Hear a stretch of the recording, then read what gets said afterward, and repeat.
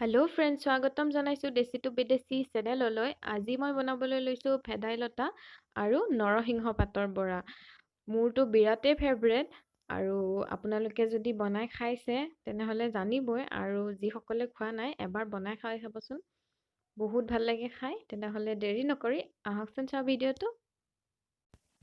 ইয়াৰ বাবে মই নৰসিংহৰ পাত আৰু ভেদাইলতাৰ পাত অলপ লৈ লৈছোঁ। সেইখিনি মই সৰু সৰুকৈ কুটি লৈছোঁ।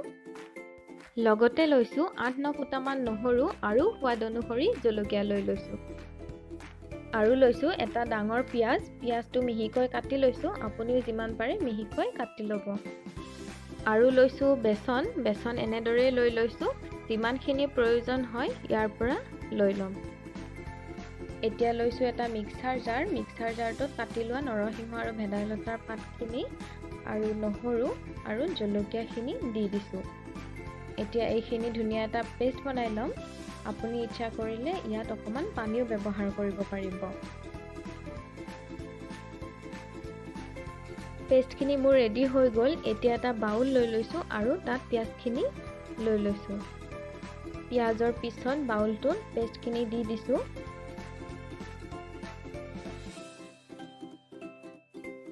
ইয়াৰ পিছত বেচন দি দিছোঁ। বেচন মই অলপ অলপকৈ ব্যৱহাৰ কৰিম, সেইবাবে এতিয়া মই 2-3 চামুচ দি লৈছোঁ। এতিয়া মই সোৱাদ অনুসৰি অকণমান নিমখ দি দিছোঁ। আপুনিও সোৱাদ অনুসৰিয়ে লৈ ল'ব পাৰিব। এতিয়া এইখিনি ধুনীয়াকৈ মিক্স কৰি ল'ম।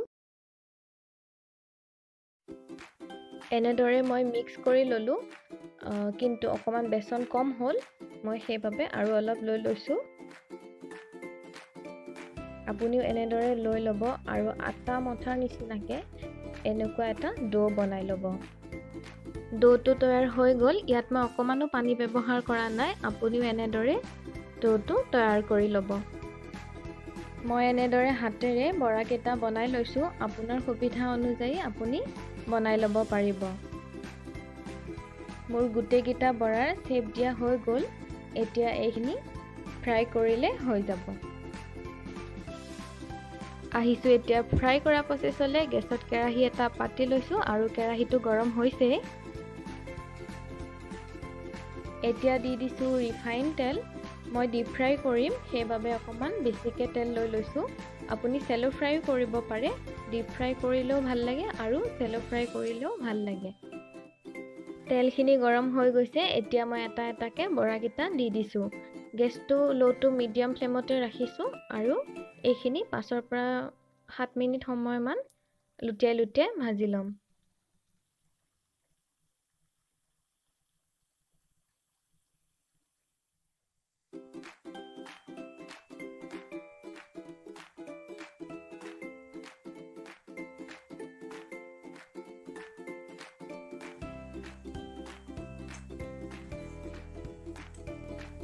দেখিবলৈ পাইছে ধুনীয়া ৰঙচুৱা হৈ গৈছে।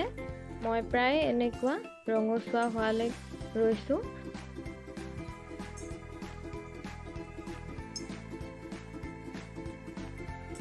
এতিয়া মোৰ হৈ গ'ল।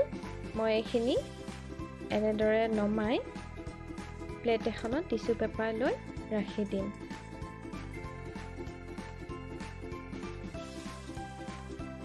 এতিয়া মই একেধৰণে বাকী থকাখিনিও ভাজি ল'ম।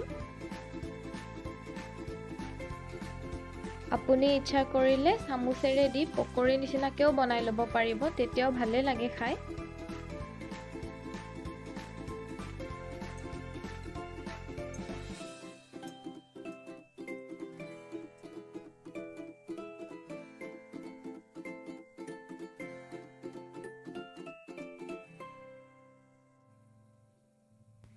এইটো বেটছো হৈ গৈছে। মই এইখিনি নমাই ৰাখি ল'ম আৰু একেধৰণে গোটেইখিনি বৰা বনাই ল'ম। খাবলৈ খুব ধুনীয়া হয়। এবাৰ বনাই খাই চাবচোন। এনেদৰে বনাই আপুনি ভাতৰ লগত নতুবা গৰম গৰম চাহৰ লগতো খাব পাৰিব। বৰষুণৰ বতৰত চাহৰ লগত খাই খুবেই ভাল লাগে।